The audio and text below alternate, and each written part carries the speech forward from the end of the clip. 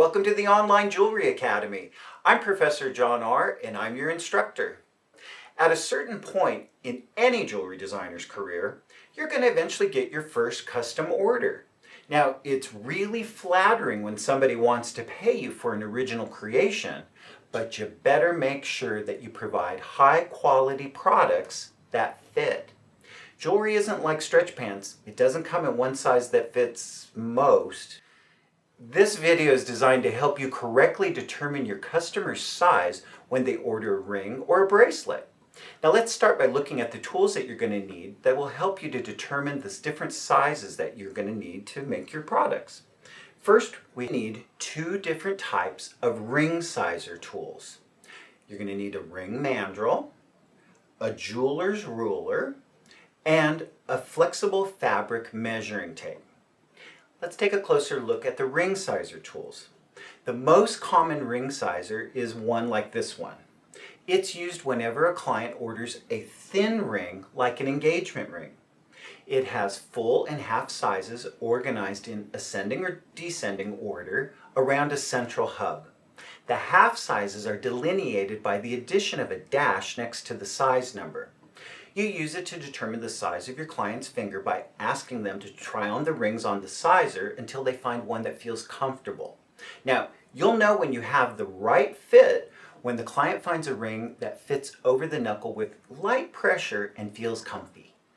There are inexpensive plastic versions of this ring sizer as well. Now, these are great for promoting your business, and they're a great way to package up, send off, and get your client's ring measurement from a distance.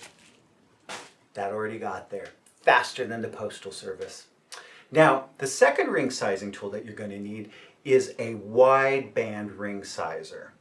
Now, this one functions just like the thin band ring sizer, but this one is used whenever your client orders a wide ring like a cigar band style or one like this. Now, you'll use it to get a correct measurement when the ring will make contact with the padded underside of your finger. You know, the little pot belly on your finger. The size of the wide ring band can potentially be a full size larger than a thin ring that fits the exact same finger. So you should use the wide ring band sizer when your designs are going to be 8 millimeters wide or wider. If your client says that they have a ring that they believe fits perfectly, you can take a size from their ring. Now, what you're going to need for that is a ring mandrel. And what you do in order to get the size is you just slide their ring onto the ring mandrel, and then you just record the size that's directly underneath the ring. Now, if you're having trouble figuring out how to read the ring mandrel, guess what? We have another video on that topic. Special care should be taken whenever you take a measurement from a client's ring. You need to inspect the ring first. Now, if the culet of a stone is poking into the ring hole, you need to use the backside of this mandrel that has a little groove that you can safely slide the ring onto so that you don't chip the culet of the stone. So, now let's talk about the jeweler's ruler. Now, jeweler's rulers like this one are available from most jewelry supply companies. On one side, they have imperial and metric rulers. By the way, the jewelry industry is international, so you better get comfortable with the metric system. When we flip the ruler over, you'll see a ring gauge and a bracelet measurement gauge. You don't want to use the ring measurement gauge to determine your client's ring size. You'll probably end up getting an inaccurate measurement, and you'll bend the ruler out of shape.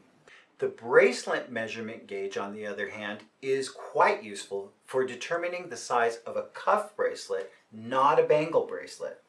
The way to use the jeweler's ruler to get an accurate measurement for the cuff bracelet is to place the end of the ruler on the wrist directly below the web between the index and middle finger. Then, wrap the ruler around the wrist. The correct size is determined by locating the spot on the ruler directly below the web between the middle and third fingers.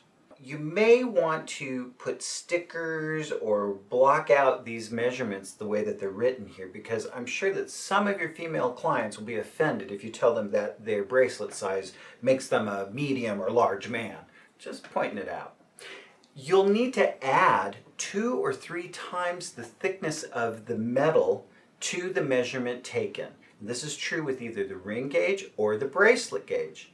Now, this is a very important point, because in order to cut a piece of stock from wire or sheet metal that will transform into a well-fitting cuff bracelet or ring, you need to have the correct measurement.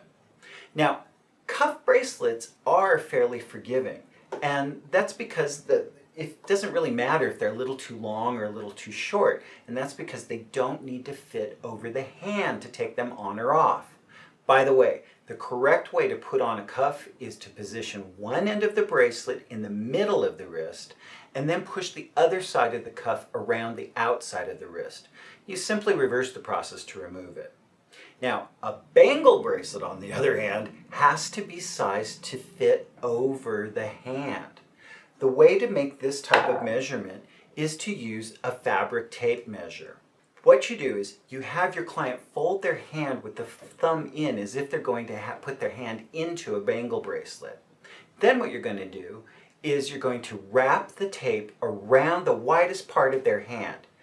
You may actually reduce this measurement by 2 or 3 millimeters. That way you'll end up with a bangle for your client that fits the same way a well-fitted ring fits. In other words, the bangle bracelet will go on with light pressure and then fit comfortably over the hand. I hope you find these tips useful. If you enjoyed this video, please be sure to give it a thumbs up, and don't forget to subscribe to our channel. Remember, you can follow us on social media, and we have some classes on udemy.com. Look in the description below for the links and the discount codes. We appreciate your patronage. Thanks for watching.